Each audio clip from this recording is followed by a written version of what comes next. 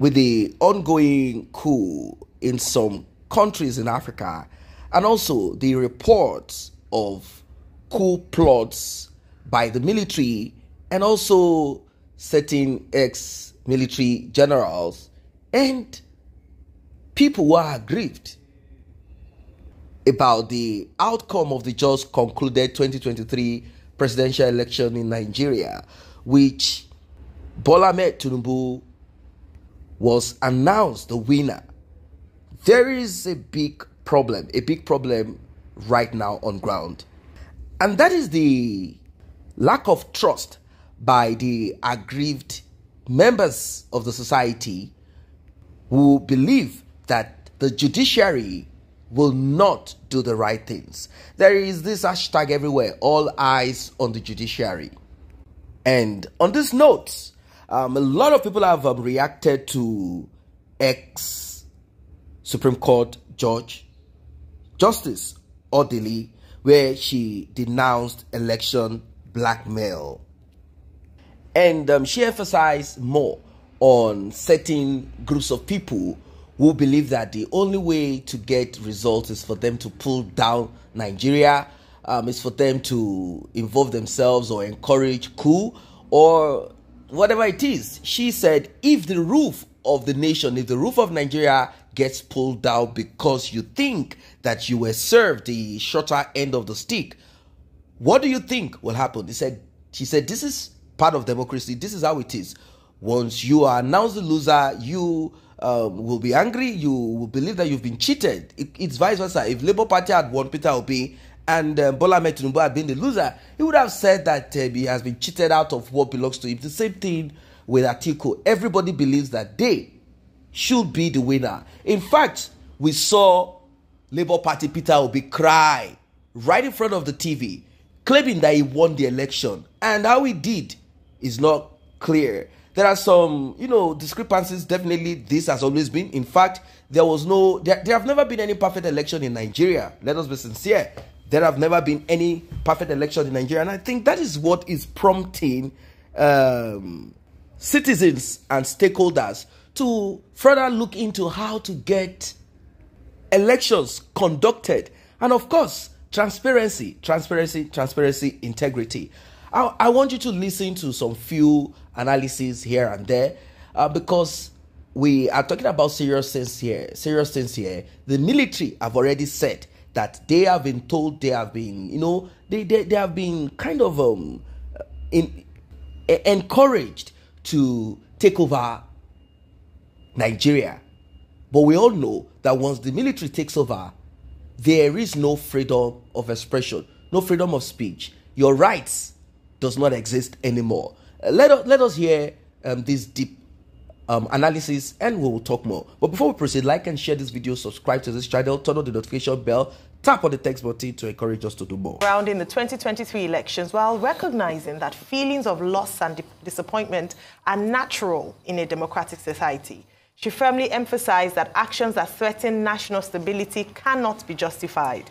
She called for a commitment to resolving disputes through established legal channels such as electoral tribunals and the courts, rather than resorting to actions that could plunge the nation into turmoil. Let's take a look before we come back for reactions. It is no doubt appropriate that the theme is, quote, the Nigeria of our dreams, a call to the patriots. I say so in the light of the prevailing situation in Nigeria as a result of the 2023 general elections, which has generated a lot of storm, necessitating the conversation which we are about to indulge in, as there seems to be moves to throw the nation into chaos or conflagration. These may be brought about by some individuals and groups who, fanning the embers of hatred, bigotry, and tribalism, fail to see the possible outcomes of the utterances without caution that are being thrown around.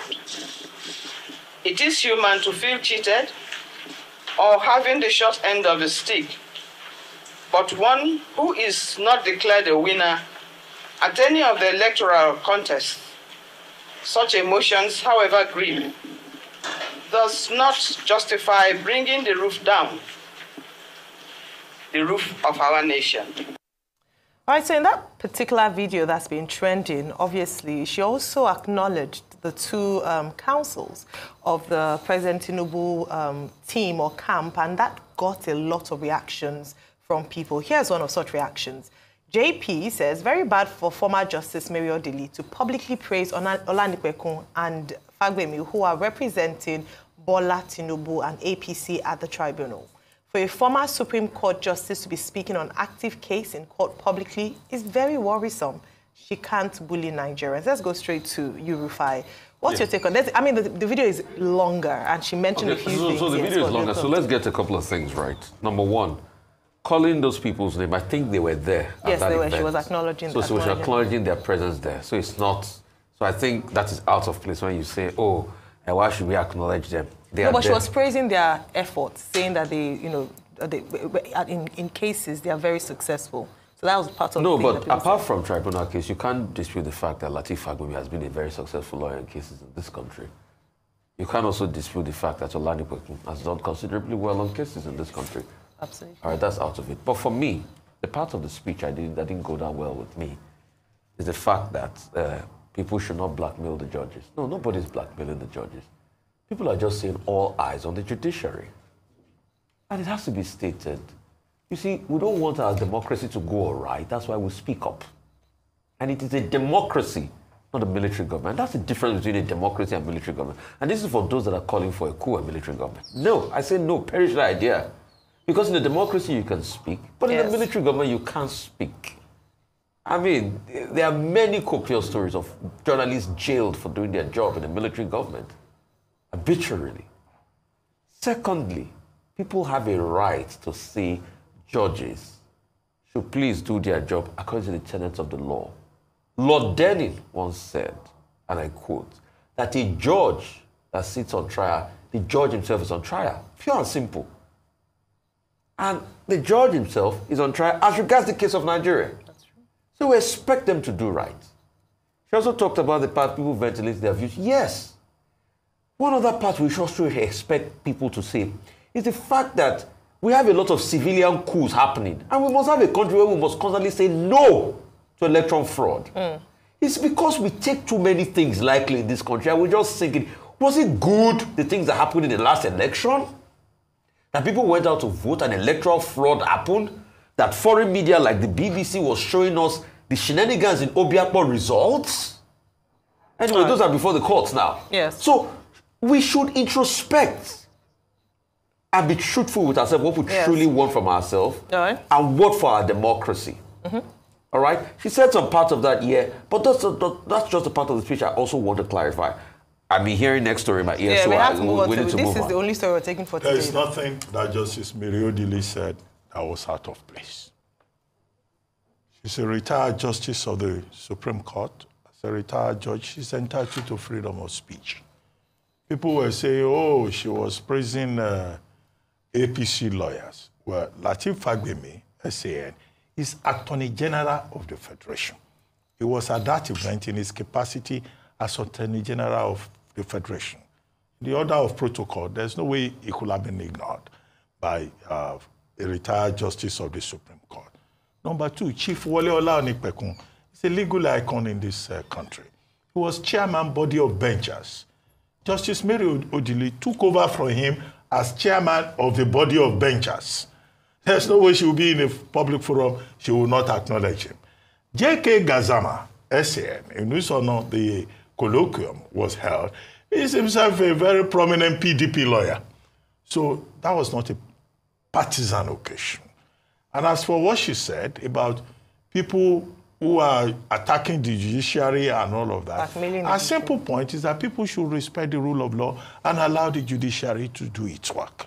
And that those who are opposing the judiciary and trying to pull down the roof because they are aggrieved, if they pull down the roof will also fall on their own heads. Now, the argument by those who are not in support of APC or in support of Bola Ahmed Tinubu's administration is that Justice Odili should not have said anything about Olanipekun, the lawyer representing Bola Ahmed Tinubu at the tribunal, and also about the Chief Justice of the Federation.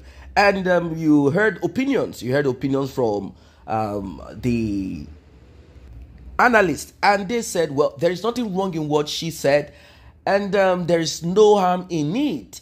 There is no way she will not. After all, she is no longer active. She's she's out of the system. So she has her opinion. She can speak like a free citizen. It's not like our position at this moment will kind of create some turbulence when it comes to the final decision of the tribunal, because that exactly is what people are looking at. So a lot of people have hope. I mean, a lot of belief that the judiciary will do the right thing. And what is the right thing? The right thing for them is the judiciary kicking out Bola Ahmed Tinubu and installing Peter Obi. Now, if Peter Obi has been announced the third, how can Peter Obi become the president? That is a big question. Peter Obi will have to contend with Atiku that INEC declared number 2, second runner.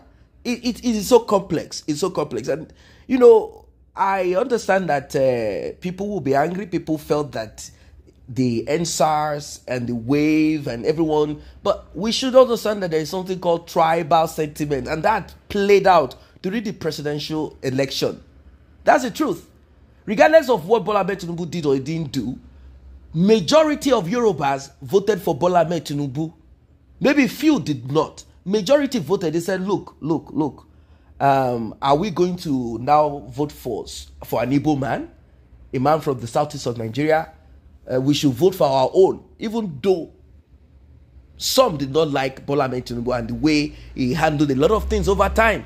They didn't like how he spoke after the NSAS. They didn't like it at all. Of course, Nigeria has about 65 to 70% youth. Majority of them were part of the NSARS, while few were those that were, sent to attack NSAS protesters. So we understand all of these things. But during that election, we realized, we saw that majority of the Southeast voted for Peter Obi. In the north of Nigeria, let us ask ourselves, who got more votes in the north? Is it Atiku Abubakar in the north? Or is it Peter Obi? If we say Peter Obi got majority of the votes in the north, then we are lying. But then, you don't have to get all of the votes. There is a particular percentage, I think 25%, that you have to get all over the federation, apart from the big score, for you to be declared winner. Now, with all of this on ground, Bola Ahmed Tinubu is dealing with, will I be kicked out? Will I be ousted? Is there are there some group of people who are working behind the scene to find a way to get me out? It is happening all over Africa.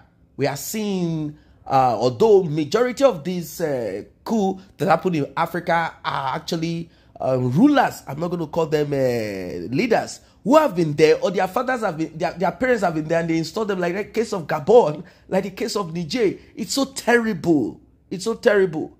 And I will not lie to you, Nigeria is not also having it good. And it's not Bola Ahmed Tinubu's fault alone. It is an accumulated accumulation of wickedness that has brought us to where we are. It is so sad. People are looking at Bola Ahmed Tinubu and they believe that his government is not active. They said, look at it. How long are we going to give to Bola Ahmed Tinubu to begin to show signs of, I am really working? And I know that regardless of whatever steps Bola Ahmed Tinubu takes, people will complain. Now, let us look at the issue of the oil subsidy. We know the reason behind oil subsidy, to make it easier for people to get. But we've not been able to solve one problem, scarcity and all this hike in price. Why? Because there are the so-called marketers, petroleum product marketers, who buy at the pump price, take it out of Nigeria to other countries and sell at the price that the government will want to sell to those countries. Now, how do we break this? It is difficult because majority, 99.9% of these politicians are friends of these people. They are friends. It's difficult for them to want to crack down on their friends. I mean, friends, criminals and crime. That is why we are here today. I don't know what your thoughts are as regards this one. Things are really boiling here and there. We don't know what will happen.